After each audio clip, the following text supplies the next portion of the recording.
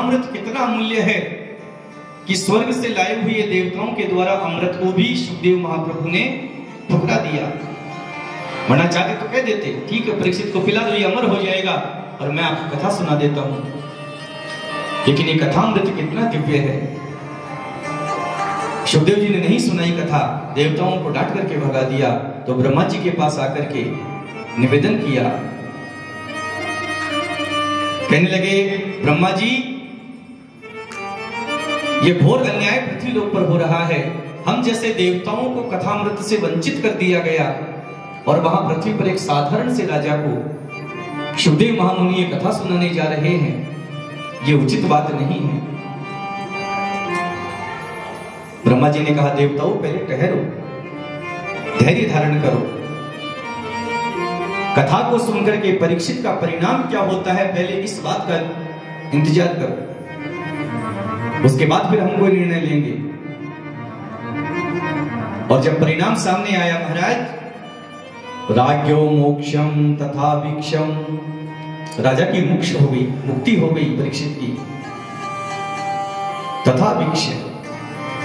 और जब यह दृश्य देखा पूरा धातात भी विस्मिता, ब्रह्मा जी को घोर आश्चर्य हुआ कि 7 दिन में अल्प अवधि में मरने का श्राप लिए एक राजा की मुक्ति केवल कथा के द्वारा हो गई। इसका मतलब श्रीमद् भागवत महापुराण कोई साधारण ग्रंथ नहीं है, भगवान का साक्षात वाङ्मय स्वरूप, जिसके अक्षर अक्षर में भगवान की श्यामलता समाई हुई है।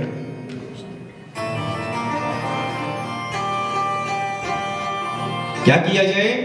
बोले सत्य लोके तुलाम बधवा, ब्रह्मलोक में एक तराजू मंगवाया गया, तोलियत साधनान्यज है।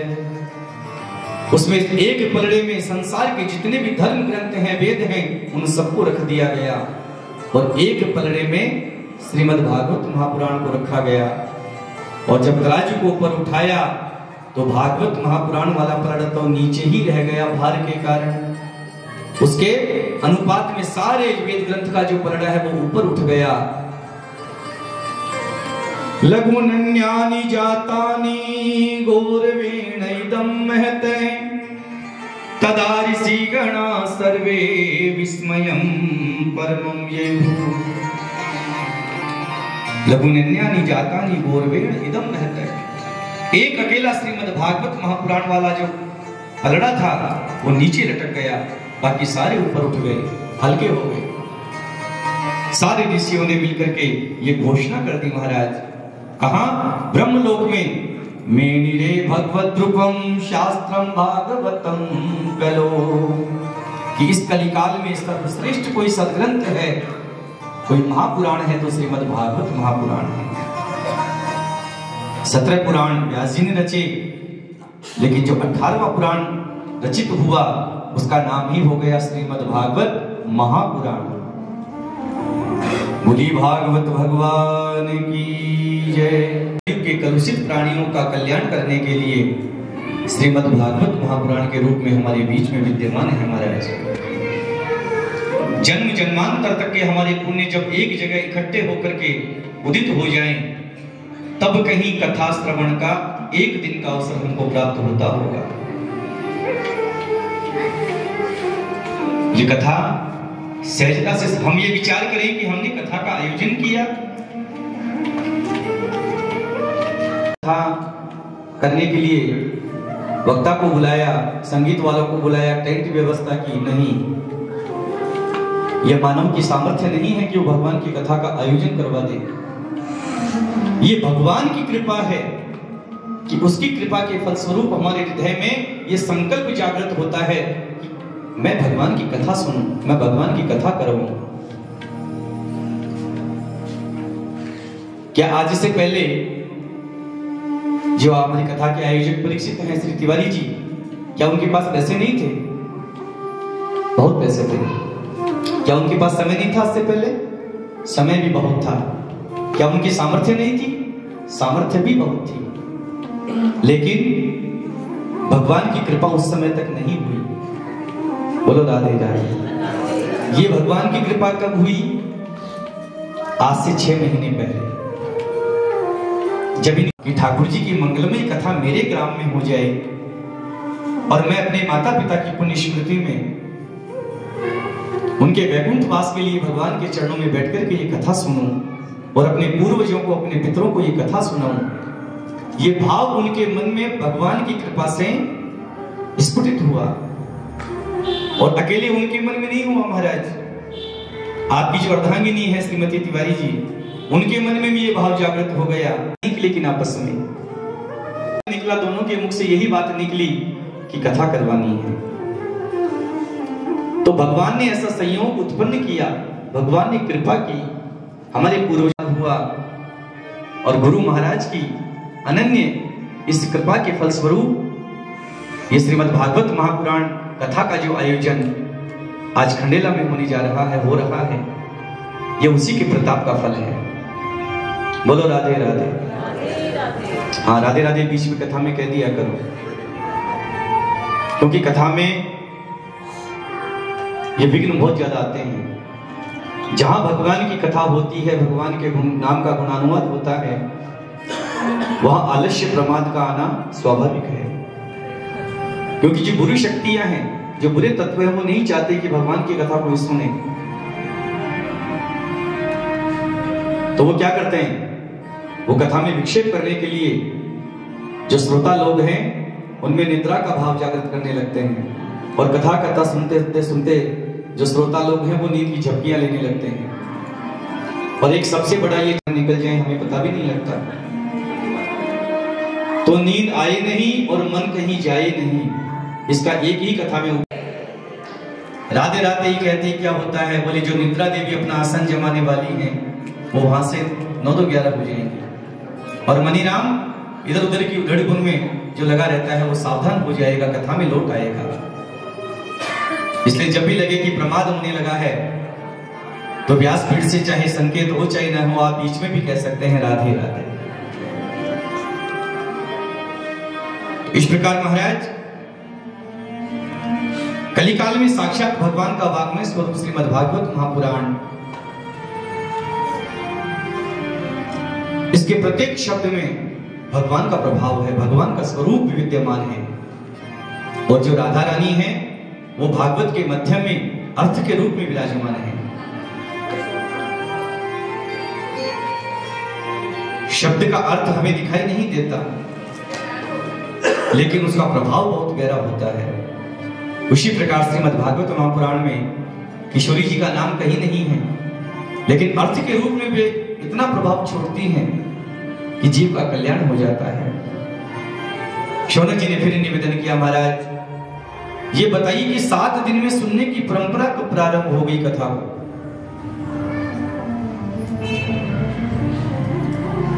तब सूत जी महाराज ने कहा, शौनक जी सबसे पहले तो 4 भाई सनक, सनंदन, सनातन और सनत कुमार, इन 4 सनत कुमारों ने देव ऋषि नारद जी को सप्ताह विधि से कथा का श्रवण करवाया, और वहीं से 7 दिन की ये परंपरा प्रारंभ हुई।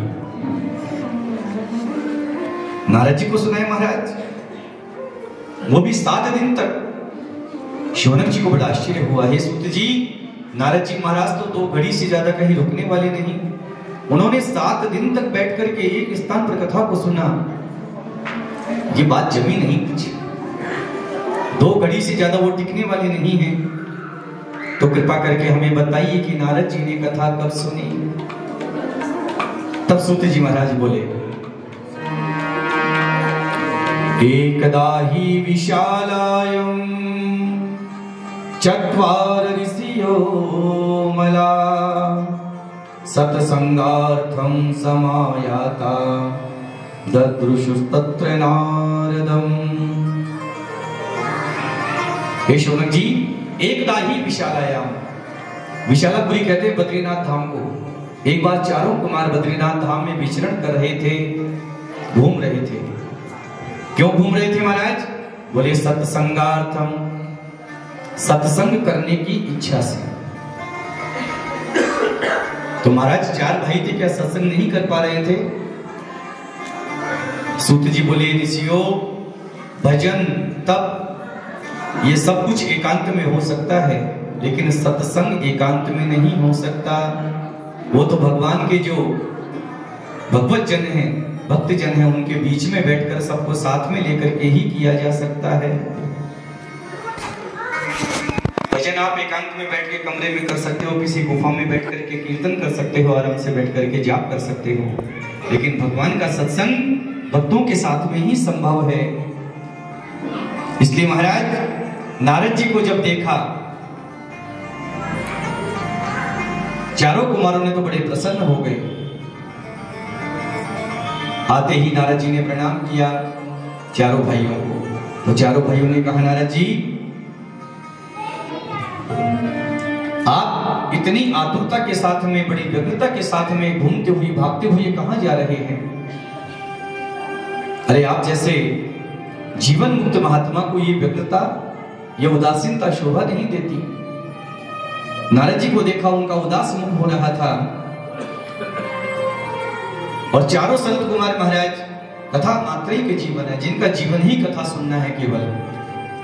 उन्होंने नारद जी को उदास देकर के जब प्रश्न किया और कहा कि नारद जी आप तो दिन रात भगवान की कथा में, भगवान के गुणानुवाद में व्यस्त रहने वाले हैं, भला आपको उदासी कैसे घेर सकती है? हमें तो आपका मुखमंडल ऐसा दिखाई दे रहा है मानो गतवित्तो यथा जन है, जैसे किसी बनिए का धन चला गया हो, चोरी हो गया हो। इदानी शून्य चित्तो असि गतवित्तो यथा जने तवेदं मुक्त संगस्य नोचितं वद कारणम। हे नारद जी, नोचितं वद कारणम, इसका कारण बताइए कि आप उदास क्यों हैं? क्योंकि हमें जहां तक विचार है कि संतों के पास में ऐसा कोई धन नहीं होता जिसको कोई चोरी कर ले। संसार के गृहस्थ प्राणियों के पास में तो धन संपत्ति, माल खजाना होता है, वो चोरी हो सकता है, लेकिन जो जीवन मुक्त महात्मा है, ऐसे महात्माओं के पास तो केवल एक ही धन होता है महाराज, और उसको कोई चुरा नहीं सकता। कौन सा धन? हमारो धन राधा श्री राधा श्री राधा। अब जिनके पास ये धन है वो इस धन को आज भरपूर मात्रा में लुटाएंगे, और जो इस धन से वंचित हैं वो हाथ बांध के बैठे रहना। लेकिन जिसको परमात्मा ने ये धन दिया है वो दोनों हाथों से लुटाएं। हमारो धन राधा श्री राधा श्री राधा, हमारो धन राधा श्री राधा। गाइए, हमारो धन राधा श्री राधा श्री राधा, परम धनी राधा राधा राधा राधा राधा, परम धनी राधा राधा राधा राधा राधा, परम धनी राधा राधा राधा राधा राधा, परम धनी राधा राधा राधा राधा। आप बोलो, हमारो धनी राधा श्री राधा श्री राधा।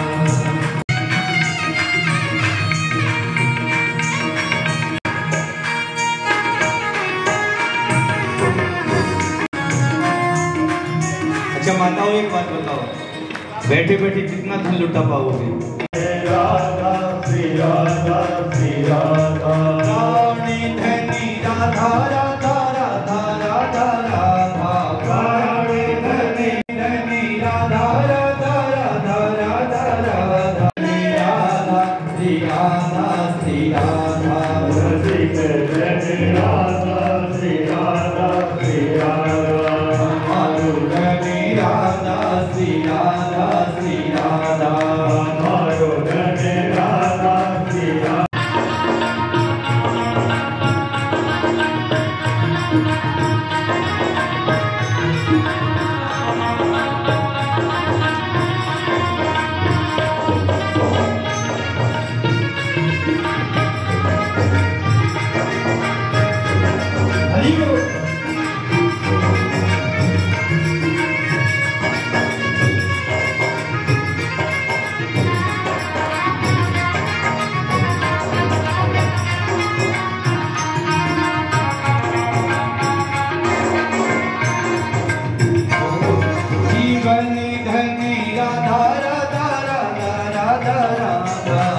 जीवन धन राधा, जीवन धन राधा, श्री राधा श्री राधा, जीवन धन राधा, श्री राधा श्री राधा, बरसाने वाली राधा, श्री राधा श्री राधा, बरसाने वाली राधा, श्री राधा श्री राधा, संतों की प्यारी राधा, राधा राधा राधा राधा, संतों की प्यारी राधा, राधा राधा राधा राधा, संतों की प्यारी राधा, राधा राधा राधा राधा, संतों की प्यारी राधा, राधा राधा राधा राधा, वृषभानु दुलारी राधा, श्री राधा श्री राधा, वृषभानु दुलारी राधा, श्री राधा श्री राधा, मारो बने राधा, श्री राधा श्री राधा, मारो बने राधा, राधा राधा, परम धन राधा, राधा राधा राधा राधा, परम धन राधा, राधा राधा राधा राधा, परम धन राधा, दोनों हाथ खोल के राधा राधा, काणी धन राधा, श्री राधा श्री राधा, कालो धन राधा, श्री राधा श्री राधा, मोहन की प्यारी राधा, राधा राधा राधा राधा, मोहन की प्यारी राधा, राधा राधा राधा राधा, संतों की प्यारी राधा, श्री राधा श्री राधा, संतों की प्यारी राधा, श्री राधा श्री राधा, संतों की प्यारी राधा, श्री राधा श्री राधा, संतों की प्यारी राधा, श्री राधा श्री राधा, बोली राधे रानी की जय।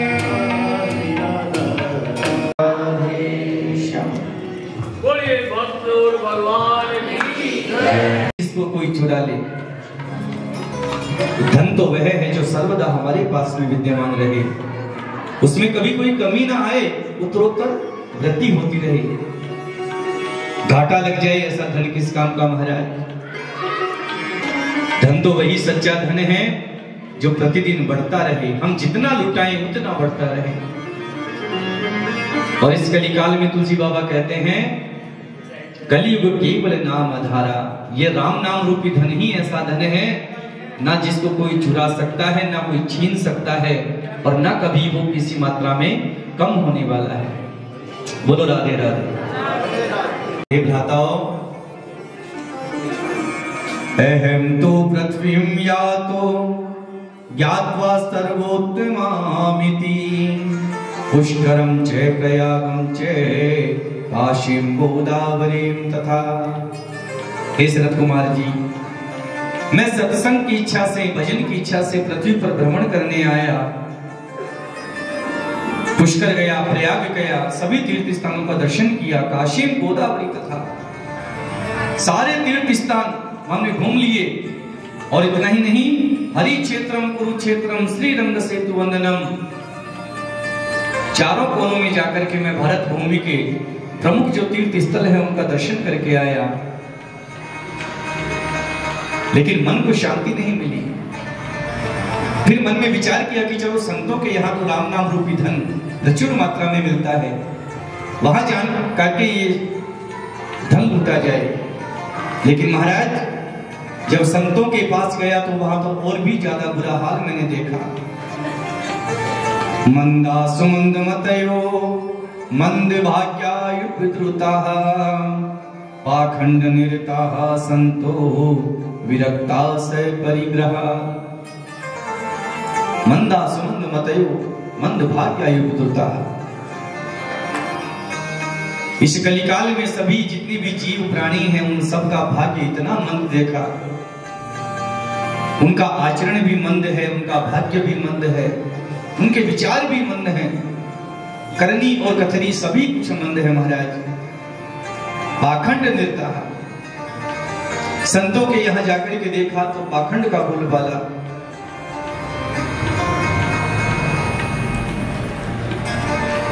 यह आश्रम किसका है? बोले त्यागी जी महाराज का।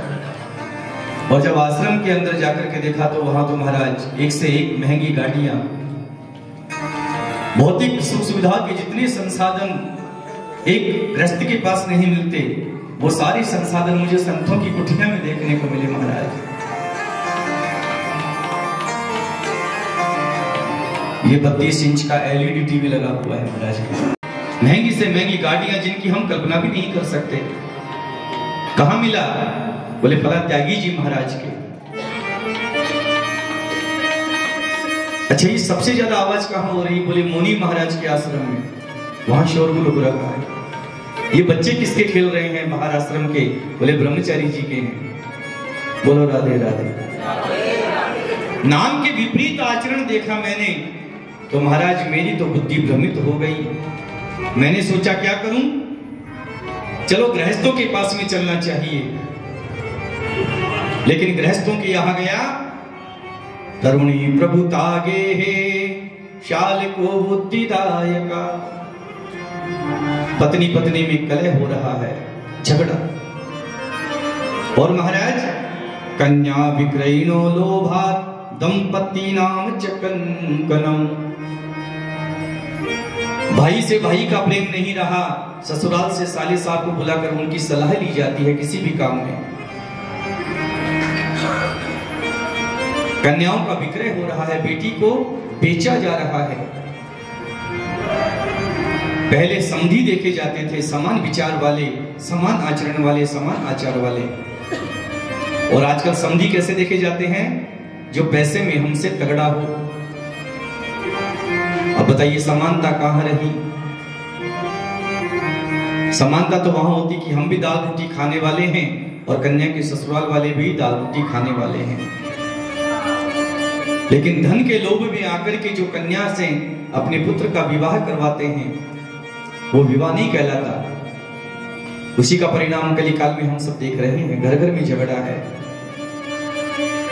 मंदिर में इतने दर्शनार्थी नहीं होंगे जितना फैमिली कोर्ट में जाकर के देखो भीड़ लगी पड़ी है भक्तों की। बोलो राधे राधे। ऐसा क्यों? बोले कन्या विक्रयिनो लोभात। लोभ के वशीभूत होकर के कन्या का विक्रय कर रहे हैं, कन्या को बेच रहे हैं। दंपति नाम च कलंकनम। पति पत्नी में झगड़ा हो रहा है, कहीं भी आपस में सद्भाव दिखाई नहीं दिया। मैंने विचार किया चलो वृंदावन चलते हैं। वृंदावन की ओर गया महाराज। तत्राश्चर्यं मया दृष्टं श्रूयतां तन्मुनीश्वरा। एका तु तरुणी तत्र है निषन्ना खिन्नमानसः। वृंदावन में गया तो महाराज बड़ा घोर आश्चर्य देखा। एक युवती बैठी हुई है पृथ्वी पर, उसकी गोद में, उसके बगल में दो वृद्ध पुरुष लेटे हुए हैं। अनेक सुंदर स्त्रियां उस सुंदर स्त्री की सेवा कर रही हैं। जो ही मैं उनके पास में जाने लगा तो मुझे विचार आया कि जहां अधिक संख्या में माताएं एक जगह बैठी हुई हों, उनके बीच में नहीं जाना चाहिए। अपमान होने का भय होता है। हो सकता है वे अपनी कोई व्यक्तिगत चर्चा में संलग्न हो और हम उनके बीच में चले जाएं तो उनकी चर्चा में विघ्न हो जाए, वे हमारा अपमान कर दें। इसलिए महाराज मैं तो दूर से ही निकलने लगा।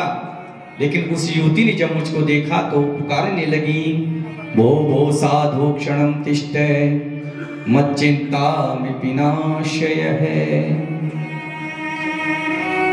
हे महामुनि क्षणं तिष्ठ, कुछ क्षण रुक जाइए।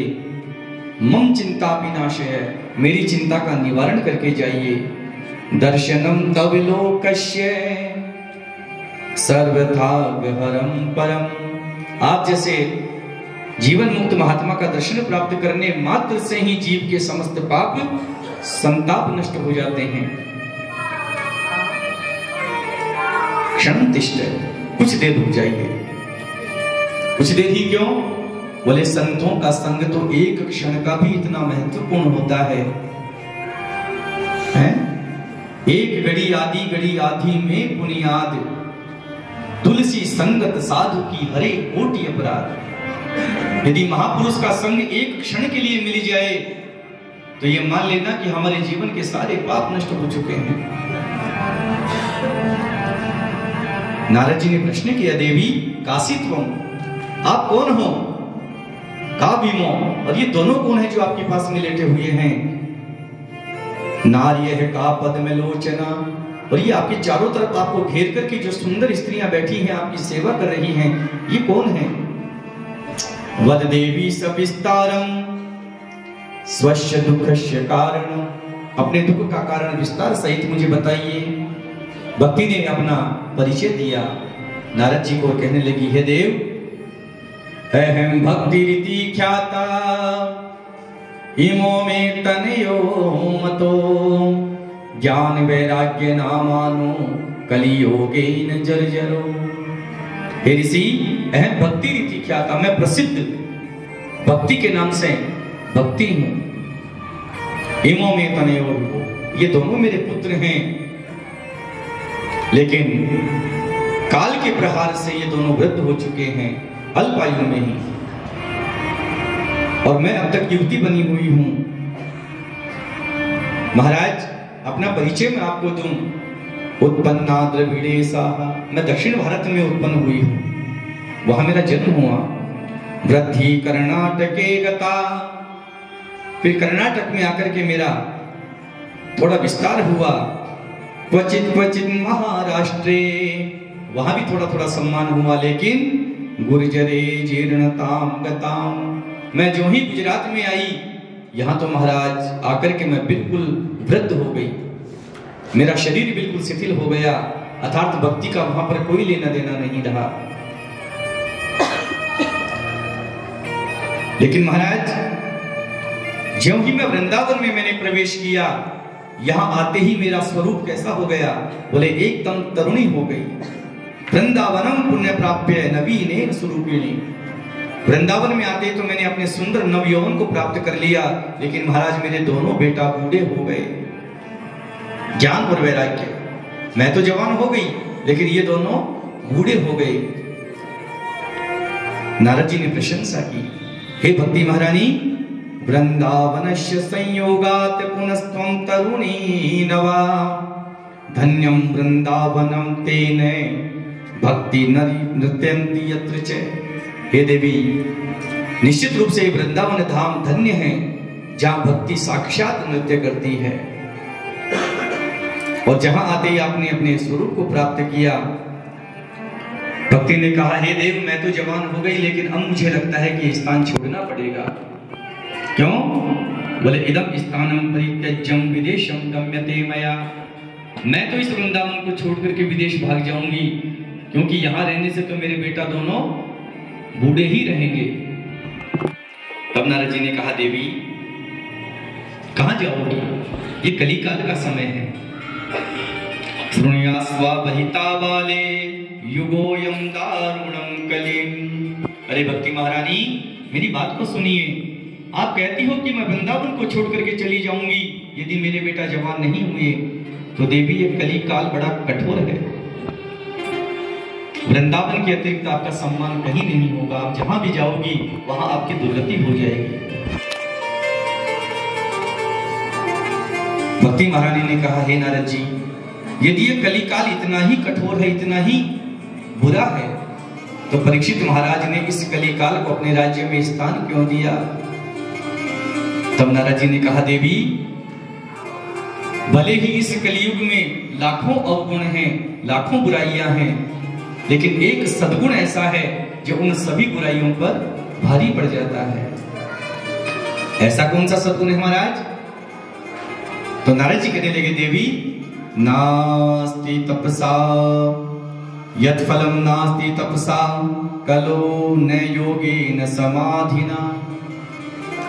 हे देवी, योग साधन के द्वारा तपस्या करने से जो फल अन्य युगों में प्राप्त नहीं होता, वही फल तत्फलम लभते सम्यक, वो शीघ्र ही प्राप्त हो जाता है फल।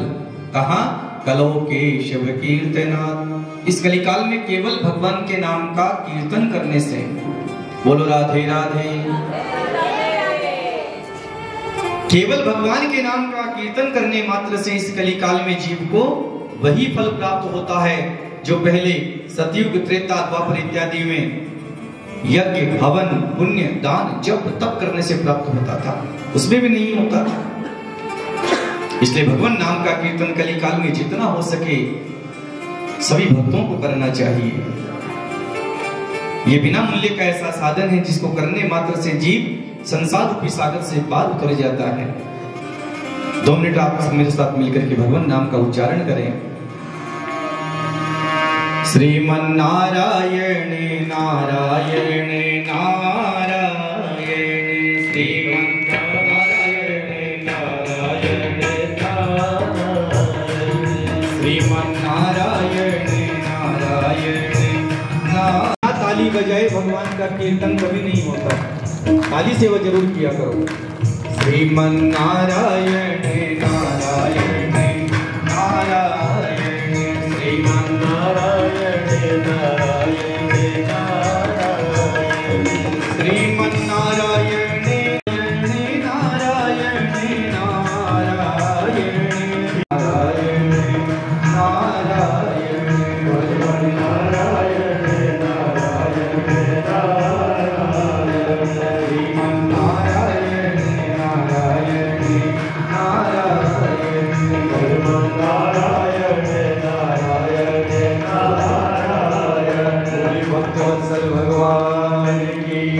महिमा सुनी भक्ति महारानी गदगद हो गई।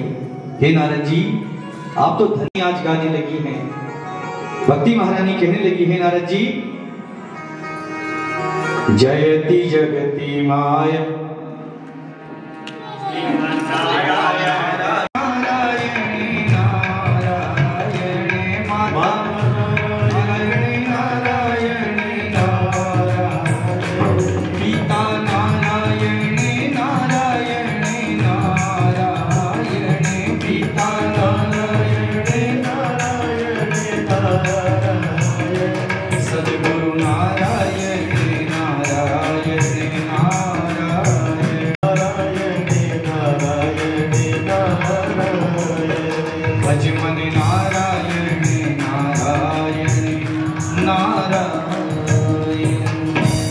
सद्गुरुदेव भगवान की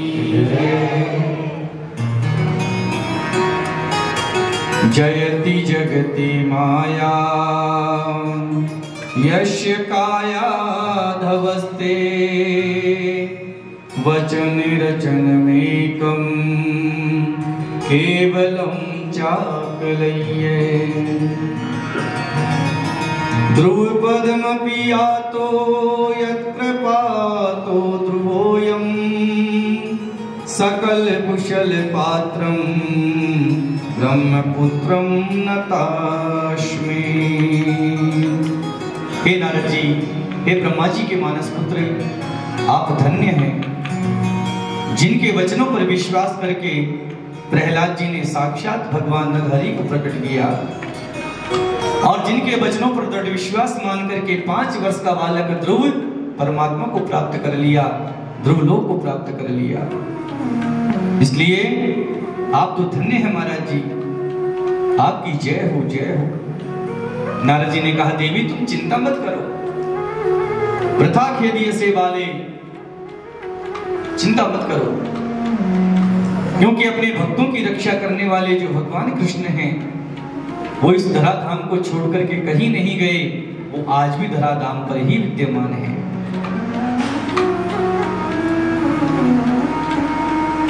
तुम तो केवल प्रेम भाव से बैठकर के भगवान के नाम का स्मरण करो, क्योंकि भगवान श्री कृष्ण का नाम समस्त दुखों को मिटाने वाला है। श्री कृष्ण चरणाम भोजम द्रौपदी से परित्राता येन कौरवो कश्मलात। जो द्रौपदी कौरवों की सभा में उन कौरवों के बीच में घिरी हुई कसमसा रही थी, दुखी हो रही थी, पालिता गोप सौंदर्य से कृष्ण क्वापिनोगत, जिन्होंने दावानल से ब्रज की गोपिकाओं की रक्षा की, अपने भक्तों की रक्षा की, अनेक प्रकार के असुरों को मारा, से कृष्ण है क्वापिनोगत, वो कृष्ण कहीं नहीं गए। हरि स्मृति सर्व विपत्ति मोक्षणम, भगवान के स्मरण मात्र से जीव के समस्त संताप नष्ट हो जाते हैं। इसलिए तुम तो प्रेम भाव से भगवान के नाम का स्मरण करो। ब्रज के नंदे लाला श्री राधा जी के सांवरा, सब दुख दूर हुए जब तेरा नाम लिया।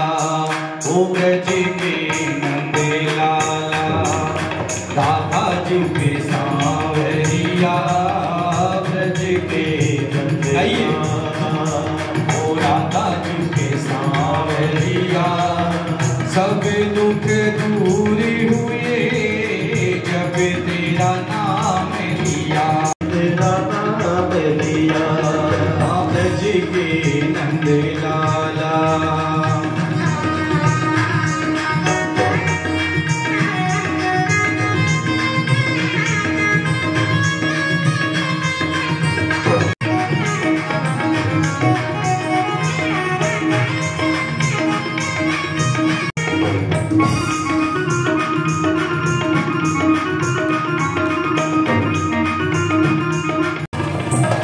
मीरा पुकारे तुम्हें गिरिधर गोपाला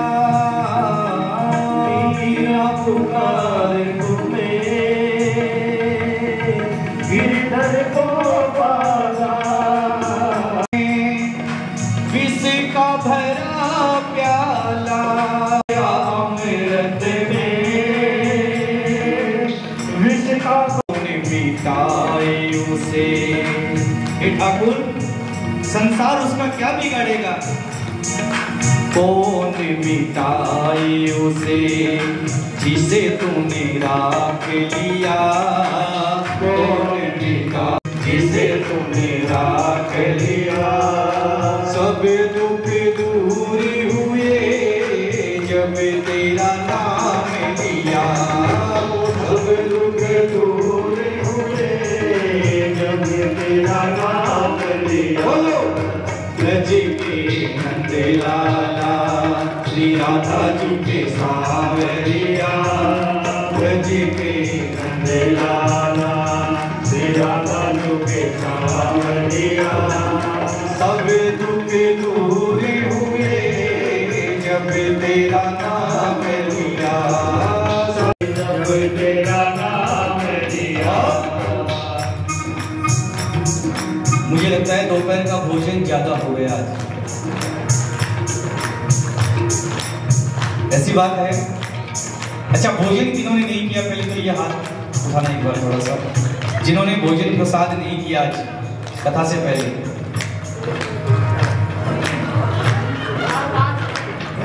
आप तो बिल्कुल मर्यादा में रहेंगे 7 दिन। यहाँ जो बैठी है माताएं जितनी भी होंगी, जिन्होंने आज सवेरे का भोजन नहीं किया हाथ उठाना एक बार। क्यों नहीं किया भोजन आपने भाई? करना था ना आपको पता है आपके भोजन नहीं करने से हमारे कीर्तन में कितना आनंद का नुकसान होने जा रहा है। सीधे सीधे आनंद कमाना है और भगवान का प्यार कमाना है। दोनों हाथ खोल के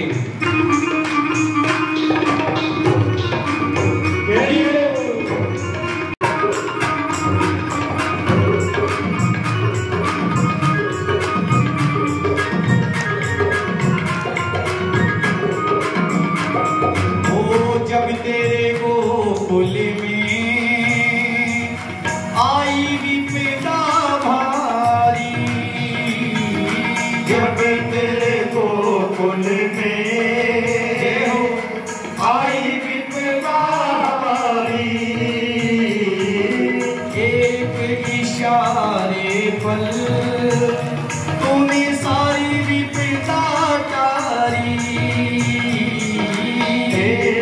सारे पल तूने सारी विपदा तारी, सारी विपदा तारी।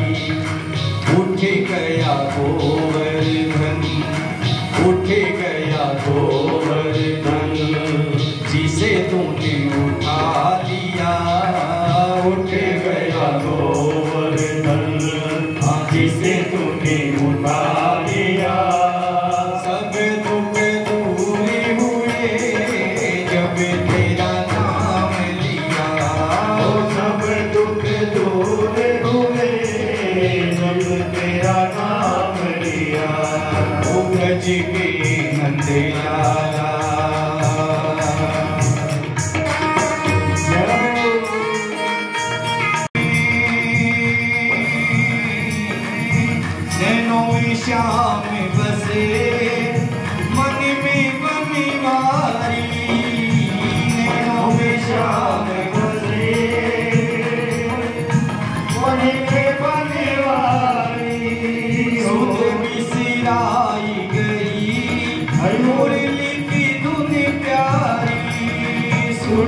सियारे बड़ी मुरली की धुन प्यारी मेरे मन मंदिर में मेरे मन मंदिर में जाओ सिया मेरे मन मंदिर में ठाकुर से जाओ सिया जब दुख दूर हुए जब तेरा नाम लिया जब दुख दूर हुए जब तेरा नाम लिया ओ गज के लाला दादा जो के सावर दिया गज के नंद लाला दादा जो के सावर दिया सब दुख दूर हुए जब तेरा नाम लिया सब दुख दूर हुए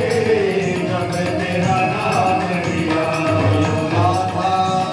मेरो राधा रमण गिरधारी गिरधारी श्याम बनवारी गिरधारी श्याम बनवारी गिरधारी श्याम बनवारी गिरधारी श्याम बनवारी ओ गिरधारी श्याम बनवारी मेरो राधा मेरो राधा मेरो राधा रमण गिरधारी गिरधारी श्याम बनवारी मेरो राधा रमण गिरधारी गिरधारी श्याम बनवारी गिरधारी श्याम बनवारी श्याम बनवारी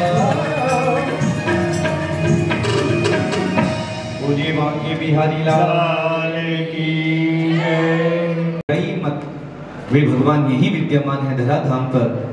और फिर हे भक्ति महारानी, आप तो भगवान की सबसे अधिक प्रिय हो।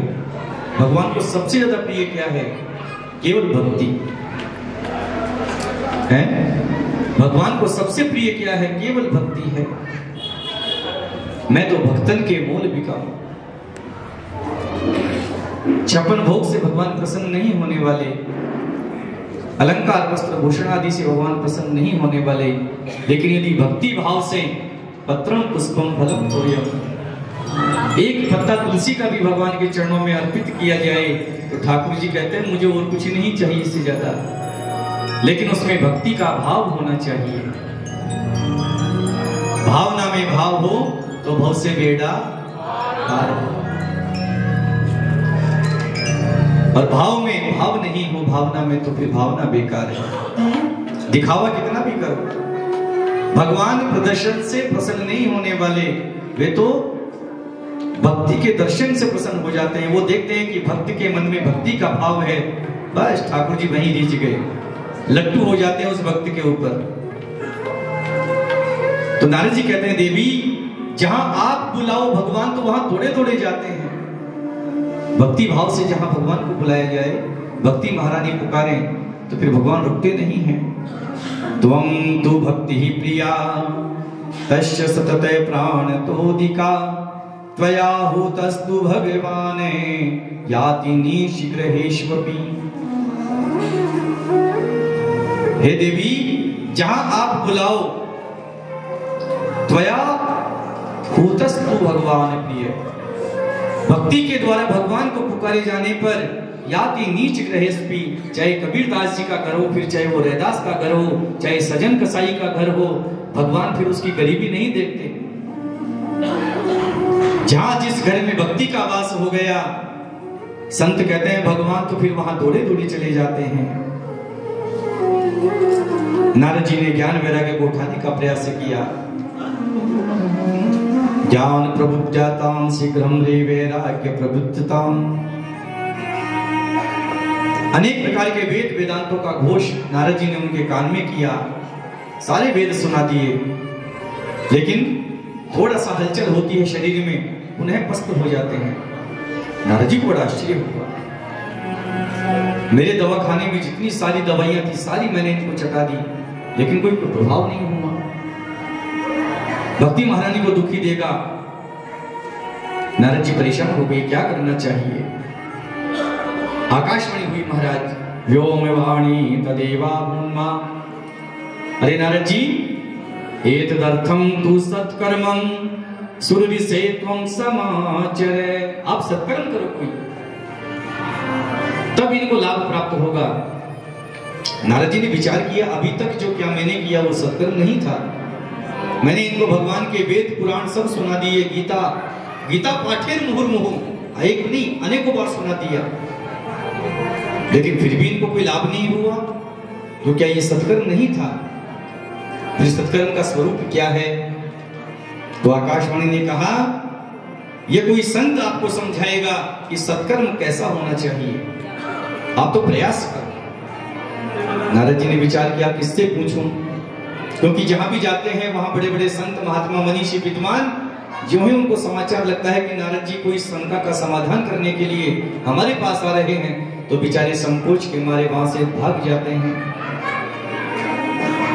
मुखी भूतास्तथान्ये तु कियंतुस्तु पलायिताः।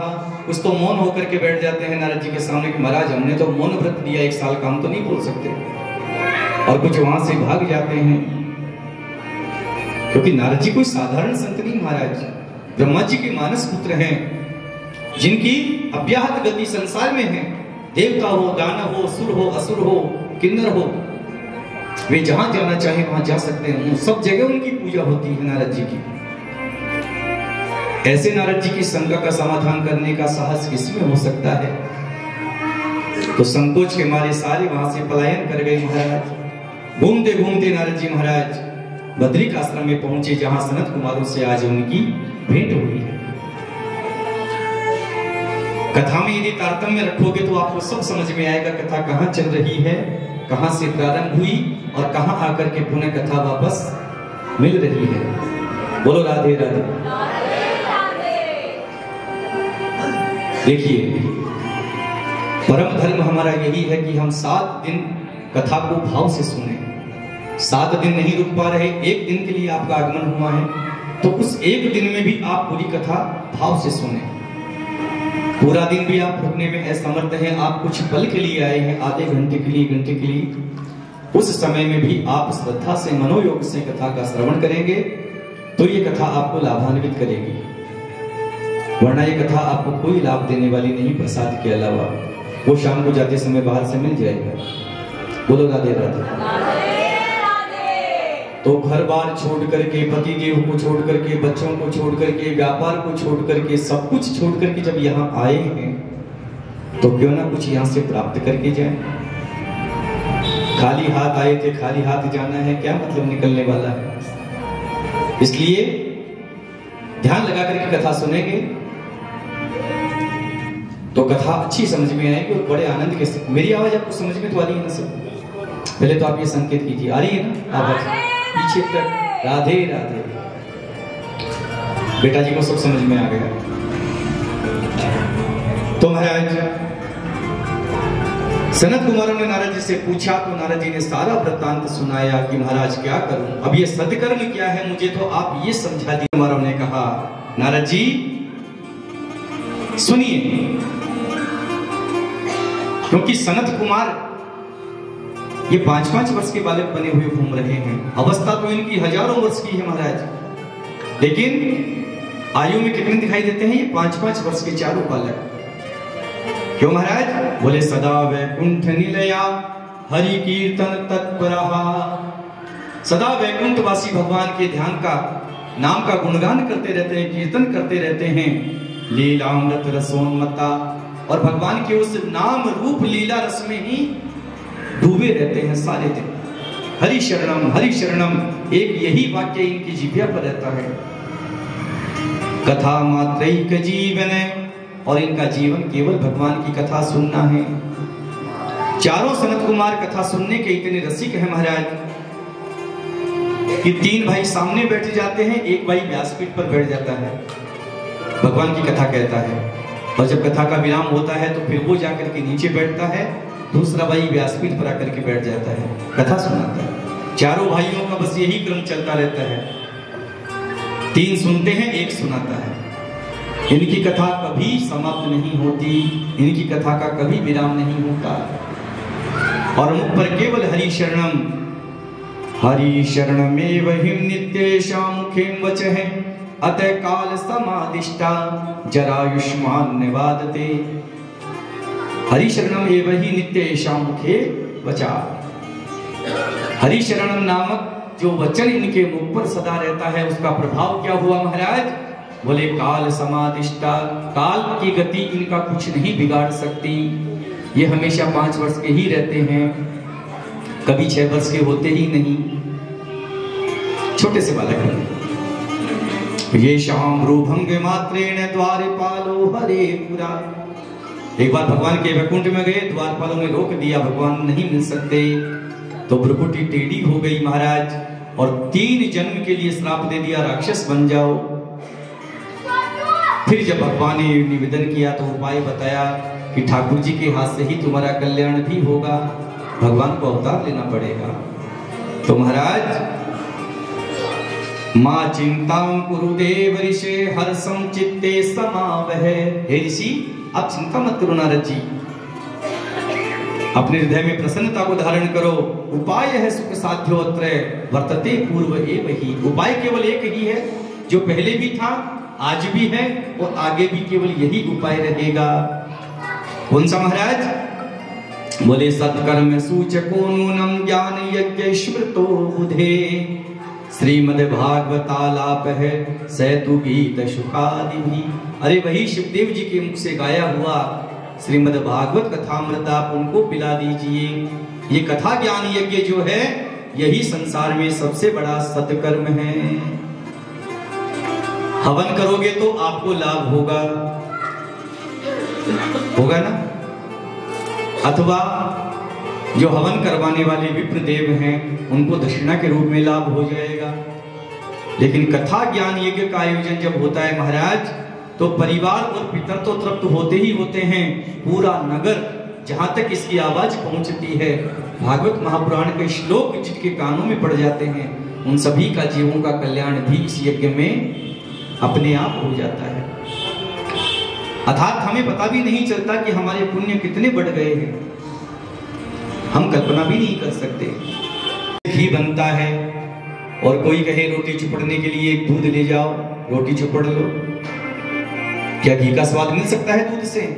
और तर्क कोई ये दे कि महाराज घी दूध से ही तो बनता है, लेकिन घी का काम घी कर सकता है और दूध का काम दूध कर सकता है। वैसे ही वेदों का काम वेद जाने, लेकिन फल का जो काम है वो तो फल ही निपटा सकता है।